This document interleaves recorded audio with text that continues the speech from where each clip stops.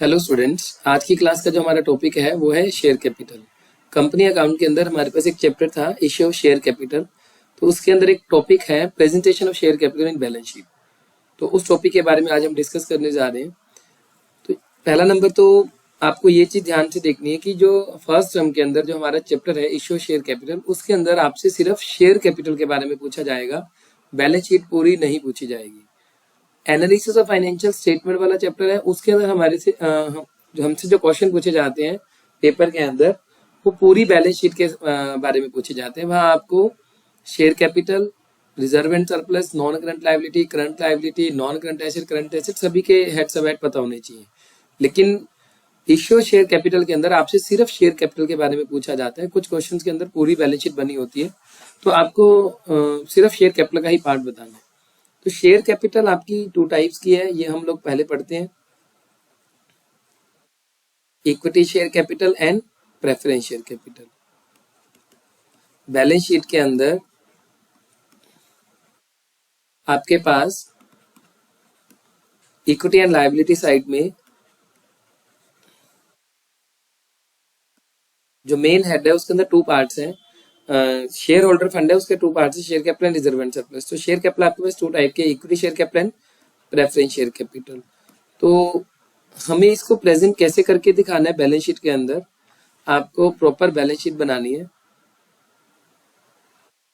लेकिन इस चैप्टर के अंदर हमें सिर्फ शेयर कैपिटल का पार्ट दिखाना है, तो आप पूरी बैलेंस शीट नहीं बनाएंगे, आपको पूरी बैलेंस शीट बनाने की जरूरत नहीं है।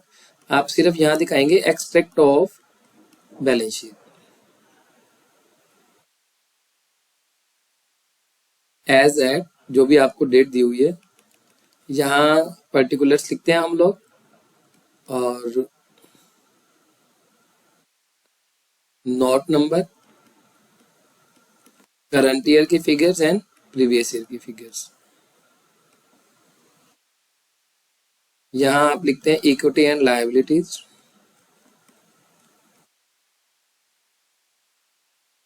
इसके अंदर हमारे पास पहला हेड आता है शेयर होल्डर फंड,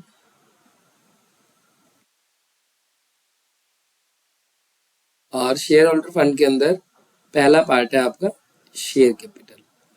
तो इस तरीके से हमें बैलेंस शीट बना के उसके अंदर शेयर कैपिटल दिखानी होती है। यहाँ नोट नंबर 1 डाल देते हैं, जो भी अमाउंट आता है वो यहाँ लिख देते हैं। अगर प्रीवियस ईयर का अमाउंट दिया तो वो यहाँ लिख देते हैं। लेकिन आपकी ऑब्जेक्टिव टाइप पेपर है अभी, तो ऑब्जेक्टिव टाइप पेपर के अंदर आपसे सिर्फ क्वेश्चन का आंसर बताना होता है कि शेयर कैपिटल यहाँ बैलेंस शीट में कितनी आएगी। तो हमसे डिफरेंट टाइप से क्वेश्चन पूछे जाते हैं कि शेयर कैपिटल का अमाउंट बताएं, subscribed and fully paid up का पार्ट बताएं, not fully paid up, subscribe capital and but not fully paid up, authorise capital, issued capital. तो इस तरीके से पूछा जाता है। तो आज हम उसके बारे में ही पढ़ने जा रहे हैं। शेयर कैपिटल की जो डिटेल है, आपके पास 3 टाइप के कैपिटल आती है। पहला तो इक्विटी और प्रेफरेंस हो गए। इक्विटी के अंदर 3 पार्ट बन जाएंगे हमारे पास, authorise capital, issued capital and subscribe capital.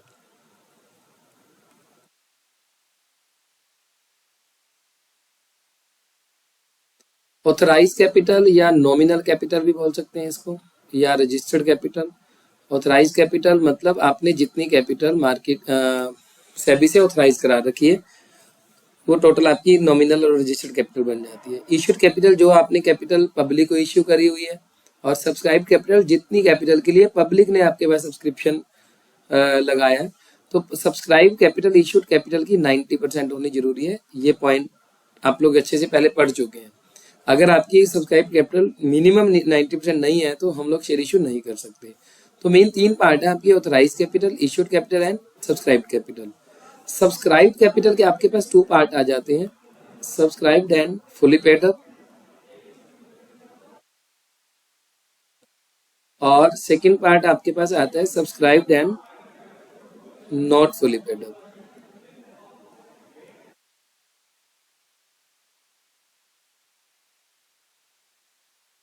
एक आपके पास पार्ट आता है subscribed and fully paid up, second आता है subscribe but not fully paid up. तो एग्जाम में आपसे कुछ भी तरीके से क्वेश्चन पूछा जा सकता है कि रजिस्टर्ड कैपिटल कितनी है, ऑथराइज कैपिटल कितनी है, इश्यूड कैपिटल कितनी है, टोटल सब्सक्राइब कैपिटल कितनी है, subscribe and fully paid up कितनी है और नॉट फुली पेड अप कितनी है। तो इस तरीके से आपसे क्वेश्चन पूछे जा सकते हैं। तो हम डिफरेंट एग्जांपल्स के थ्रू देखते हैं कि इसको किस तरीके से सॉल्व किया जाता है। फॉर एग्जाम्पल, एक कंपनी की ऑथराइज कैपिटल थी 1 लाख, 1 लाख शेयर थे at the rate of 10 each. मतलब एक कंपनी ने 1 लाख शेयर ऑथराइज कराए हुए थे, एक शेयर की फेस वैल्यू थी 10 रुपीज और ये ऑथराइज कराए हुए हैं। और कंपनी ने मार्केट में जो शेयर इश्यू करे वो 90,000 इश्यू करे और आपके पास एप्लीकेशन जो आई, एप्लीकेशन रिसीव हुई, वो भी कितने शेयर्स की होगी, 90,000। सिंपल बेसिक सा पॉइंट लेके चलते हैं। तो यहाँ देखो आपकी ऑथराइज कैपिटल कितनी होगी, ऑथराइज कैपिटल कितने शेयर है हमारे पास, 1 लाख। तो 1 lakh share at the rate of 10 each, तो आपकी ऑथराइज कैपिटल हो जाएगी 10 लाख। ये ऑथराइज कैपिटल है। सेकंड जो पार्ट है वो हमारा है इश्यूड कैपिटल। इश्यूड कैपिटल कितनी हो जाएगी, इश्यूड से हमने शेयर इश्यू करे 90,000 at the rate of 10 each, तो इश्यूड कैपिटल कितनी हो जाएगी आपकी, 9 लाख। और उसके बाद हमारे पास आती है सब्सक्राइब। अब सब्सक्राइब के 2 पार्ट हैं। सब्सक्राइब कैपिटल के 2 पार्ट हैं। एक तो आपके पास है subscribed and fully paid up and subscribe but not fully paid up. अब देखो यहाँ हमें कुछ नहीं बताया हुआ, तो हम लोग यही लेके चलेंगे। मींस आपको आगे ये नहीं बता रखा कि कुछ शेयर्स ने आपको कुछ अमाउंट नहीं पे किया या कोई आपने शेयर फॉरफिट करे, ऐसा कुछ भी नहीं गिवन। तो ये हमारी subscribed and fully paid up का ही पार्ट बन जाता है। आप यहाँ पे लिख सकते हैं subscribed and fully paid up 90,000 at the rate of 10 each, तो ये आपके पास आ जाएगा 9 लाख। तो हमें बैलेंस शीट के अंदर जो कैपिटल दिखानी होती है वो ये दिखानी होती है। लेकिन आपसे पेपर में जो क्वेश्चन पूछा जा सकता है वो किसी भी तरीके से पूछा जा सकता है कि ऑथराइज कैपिटल कितनी है, इश्यूड कैपिटल कितनी है और सब्सक्राइब कैपिटल कितनी है। तो ये बिल्कुल बेसिक सम है, ऑथराइज, इश्यू एंड सब्सक्राइब। हमें प्रॉपर बैलेंस शीट इस तरीके से नोट्स टू अकाउंट बना के और बैलेंस शीट के अंदर ये अमाउंट दिखाना होता है। अब दूसरा जो एग्जाम्पल है उसके थ्रू हम सीखते हैं एक और चीज कि subscribe and fully paid up and not fully paid up अलग अलग से कैसे दिखाए जाते हैं। जैसे लास्ट एग्जांपल ले रहे थे कि शेयर इशू ऑथराइज कराए हुए हैं 1 lakh at the rate of 10 each, ये आपकी ऑथराइज कैपिटल होगी। इशू हमने कर दिए 90,000 और आपके पास एप्लीकेशन रिसीव हुई फॉर एग्जांपल 88,000 की, एप्लीकेशन रिसीव हुई 88,000 शेयर्स की at the rate of 10 each. लेकिन इसमें से एक शेयर होल्डर था, ए person holding 1,000 share did not pay second call of ₹2। मतलब एक पर्सन ने आपको 1,000 शेयर पे सेकंड कॉल पे नहीं करी। तो देखो ऑथराइज तो सिंपल ही है, 10 lakh into 10, 1 lakh into 10, 10 lakh, 90,000 into 10, 9 lakh आपकी इश्यूड कैपिटल हो जाएगी। अब सब्सक्राइब कैपिटल का पॉइंट देखो कैसे करना है। ऑथराइज और इश्यूड तो सिंपल आपको अमाउंट मल्टीप्लाई करके लिखना है। सब्सक्राइब के अंदर आ जाएगी subscribed and fully paid up,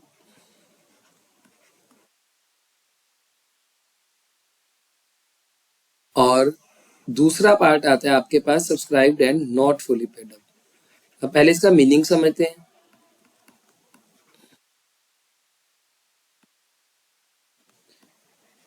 देखो subscribed and fully paid up का मतलब कंपनी ने पूरा पैसा मंगवाया था और पब्लिक ने पूरा पैसा पे कर दिया। Subscribed and fully paid up का मतलब कंपनी ने पूरा पैसा मंगवाया था, मतलब 10 रुपीज के 10 रुपीज जो फेस वैल्यू है वो कॉल करी थी और पब्लिक ने आपको सारा अमाउंट पे कर दिया। और subscribed and not fully paid up का मतलब है या तो कंपनी ने कम अमाउंट कॉल किया हुआ है या पब्लिक ने आपको कम अमाउंट पे किया, मीन शेयर होल्डर ने आपको कम अमाउंट पे किया। तो यहाँ देखो आपके पास टोटल शेयर थे 88,000, उसमें से एक पर्सन के पास 1,000 शेयर थे जिसने आपको सेकंड कॉल पे नहीं करी। अब देखो 88,000 में से 1,000 शेयर होल्डर ने, आप जिनके पास 1,000 शेयर थे एक पर्सन के पास, उसने आपको सेकंड कॉल नहीं दी, तो मींस 87,000 की आपके पास सेकंड कॉल आ चुकी है, मतलब पूरा अमाउंट आ चुका है, तो वो फुली पेड अप का पार्ट हो गया। तो आप यहाँ दिखाएंगे फुली पेड अप आएगी 87,000 at the rate of 10 each, ये आपकी हो जाएगी 8,70,000। और नॉट फुली पेड अप आएगी आपके, देखो कितने शेयर थे 1,000 से आपने कितने कॉल अमाउंट कॉल किया था 10, मतलब आपने 10,000 रुपीज मंगवाए थे, लेकिन पर्सन ने आपको 2 रुपए नहीं दिए फाइनल कॉल के, 2 रुपीज आपको फाइनल कॉल के नहीं मिले, 1,000 इंटू 2 नहीं मिले, तो आप माइनस करके दिखा देंगे -2,000, तो ये कितना आ गया आपके पास 8,000। अब टोटल अमाउंट ये कितना हो गया हमारे पास 8,78,000। अब एग्जाम में आपसे पूछा जाता है कि सब्सक्राइब कैपिटल बैलेंस शीट में कितनी दिखाई जाएगी, फिर आप आंसर लिखेंगे 8,78,000। अगर आपसे पूछा जाता है कि subscribed and fully paid up कितनी आएगी, फिर आप आंसर लिखेंगे 8,70,000, और subscribed and not fully paid up फिर आप आंसर लिखेंगे 8,000। तो आपसे तीन तरीके से क्वेश्चन पूछा जा सकता है, फर्स्ट सेकंड, मतलब फर्स्ट आएगा subscribed and fully paid up, second subscribed and not fully paid up, and third total subscribe capital. तो आपको ये ध्यान रखना है क्वेश्चन में क्या पूछा गया है, आप जल्दबाजी के अंदर गलत मत कर देना, क्योंकि कई बार बच्चे जल्दी में स्टेटमेंट पढ़ते हैं और सब्सक्राइब कैपिटल पूछा गया subscribe and fully paid up और आप आंसर लगा देते हैं सब्सक्राइब कैपिटल, तो वो गलत हो जाएगा, इस चीज का ध्यान रखना है। तो देखो फर्स्ट केस था कि आपके सिंपल पॉइंट थे ऑथराइज, इश्यूड और सब्सक्राइब कैपिटल। सेकंड केस में हमने देखा कि एक पर्सन ने आपको कॉल का अमाउंट नहीं पे किया। थर्ड केस आता है कि मान लो एक पर्सन है, उसने यही सेम हम स्टेटमेंट लेके चलते हैं,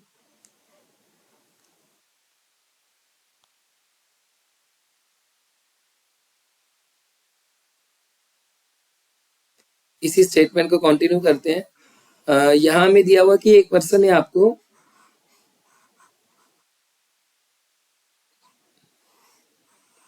सेकंड कॉल नहीं पे की, जो हम स्टेटमेंट देख रहे थे इसके अंदर लिखा हुआ है कि आपकी ऑथराइज कैपिटल, इशूड कैपिटल, और यहाँ हमें दिया हुआ कि एक पर्सन ने आपको 1,000 शेयर पे सेकंड कॉल नहीं पे की, और आगे हम पॉइंट पढ़ते हैं कि इन शेयर्स को हमने फॉरफिट कर लिया। अगर ऐसा आपको दिया हुआ है कि आपको एक पर्सन ने सेकंड कॉल का अमाउंट नहीं दिया और आपने उसके शेयर क्या कर लिए, फॉरफिट कर लिए, तो उस केस में क्या होता है, मतलब यहाँ इसको हम आगे एक्सटेंड कर देते हैं, a person holding 1,000 share did not pay second call and his share were forfeited. मतलब उसी स्टेटमेंट को हमने एक्सटेंड कर दिया, तो आपने इसमें सारा अमाउंट फुली पेड अप में दिखाना है, मतलब 87,000 का तो आपके पास सारा अमाउंट आ चुका था, 87 इंटू 10 8,70,000, लेकिन एक पर्सन के पास 1,000 शेयर थे, उसने आपको 2 रुपीज नहीं दिए, आपने उसका अमाउंट फॉरफिट कर लिया, तो वो अमाउंट भी आपको रिसीव हो चुका है, तो आप यहाँ लिखेंगे at share forfeiture, at share forfeiture, तो ये आ जाएगा 1,000 इंटू 8, मतलब हाँ आप 10 - 2 माइनस करके नहीं दिखाएंगे, जैसे पिछले समय हमने किया कि 10 रुपीज आने चाहिए थे, 2 रुपीज नहीं आए कॉल द एरियर, यहाँ आप सीधा अमाउंट दिखाएंगे जितना आपको मिल गया। आपको कितना अमाउंट मिल गया 8,000, 8 रुपीज 1,000 इंटू 8, तो ये आपका टोटल अमाउंट हो गया 8,78,000। दोनों पॉइंट में आंसर सेम था, लेकिन यहाँ देखो ध्यान से, वहां fully paid up, not fully paid up और टोटल सब्सक्राइब कैपिटल 3 अलग अलग आंसर थे। यहाँ आपका एक ही आंसर है, subscribe and fully paid up और सब्सक्राइब कैपिटल एक ही अमाउंट है। मतलब अगर आपको कॉल्जिन एरियर है तो उसको आपने अलग से करके दिखाना है नॉट फुली पेड अप में, अगर ओनली फॉरफिटेड दिया हुआ अमाउंट तो आप उसको फुली पेड अप में ही प्लस करके दिखा देंगे। अब इसको और थोड़ा सा एक्सटेंड करते हैं, फॉर एग्जाम्पल ऐसा हो जाए कि